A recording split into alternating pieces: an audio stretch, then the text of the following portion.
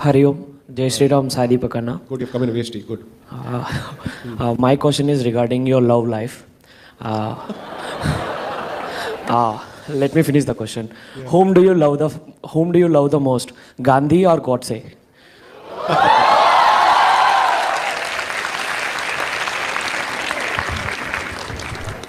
Clearly not the first G. See, it's like this. It's very difficult to even participate in this question in binaries. Be very careful about this. As time goes by, as you know more and as you live more, you will realize that you can't agree with anyone fully or disagree with anyone fully. Had it not been for his blind attitude towards Hindu-Muslim unity and the realities of that time, for the most part, there were instances where I'd have agreed with Gandhi. I would still have not called him Mahatma, because deification takes away the sandarshan, the objectivity with which you're supposed to see a public person. Which is why before an event, usually people send introductions. So this is how we wish to introduce you. Sanatani warrior, civilizational warrior. You don't do any of these things. Way too young, way too premature. It should not happen at all. Don't do this. You're living in Kali Yuga. Be very careful before calling anybody Adi Shankara, before you call anyone even Swami Vivekananda, before you calling them Yoga Purusha or Avatar Purusha. Don't be so quick to celebrate people. Wait, let time prove itself. 2, here's how I would have differed in strategy. Maybe. He was already irrelevant. He had become irrelevant. Because the riots had proven him completely wrong. Everything that he had tried to work towards for 30, 40 years crumbled like a pack of cards in front of him. He was being used as a figurehead by the rest of the Congress only for political legitimacy because they had become stakeholders in power. So they needed him only as a titular presence, only as a presence, as a face. Beyond that, he had no value. Why would you want to make a martyr out of an irrelevant person? He was barely a step away. Wait for him. Let nature take its own course. You don't make a martyr out of anyone. Don't do that.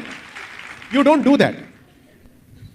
The calculation is problematic for multiple reasons because one act of yours has effectively rendered everything that you stood for useless.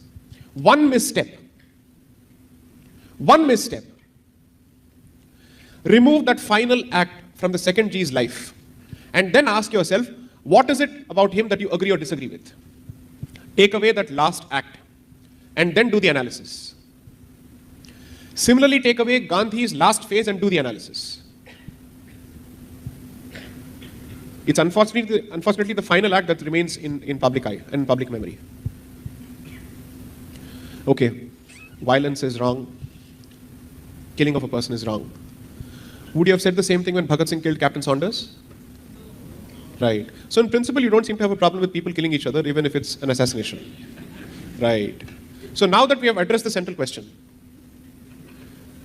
that use of force seems to be acceptable to you in certain instances, then what exactly is the problem? Is the next question. Did Shivaji go and embrace that Khan in a Jatu Ki Jappi? No. That fellow wanted to, in a different way, but he got what he deserved. Right? Okay. Now, if these are the instances, what is it about modern history that has changed your attitude towards the use of force? Why is it that you seem to be perfectly okay with the use of force until 1857? Why is it that you're absolutely okay with the use of force in the medieval period? What changed? The introduction of this word called constitutionalism into Hindu spirit and public discourse. That changed. The introduction of the Arms Act, which took away your weapons, that changed everything. All your martial arts were proscribed and banned. That changed everything. So, I have just asked you a simple question. The person responsible for Jallianwala Bagh was assassinated in London. Do you disagree with it? Okay. Now, did the person who was assassinated participate in the massacre himself directly? No. He did not wield a weapon. And still you chose to go after him. Why? Because you hold him vicariously responsible for deaths of people. That is the principle behind it. So what comes out of this analysis is, you don't seem to have a problem with the use of force, and you also agree that there's no point in going after the foot soldier. You must go after the person who you think is responsible. Now, haven't the answers emerged? I ask you to apply your analysis. I am not justifying anything under the sun. I am asking you to transpose the very same logic to a different set of actors and ask yourself, okay, if this were to be fed in an AI system with similar factual circumstances and similar considerations, what would the ChatGPT say? I am not saying anything. I have said nothing. Mahatma remains Mahatma.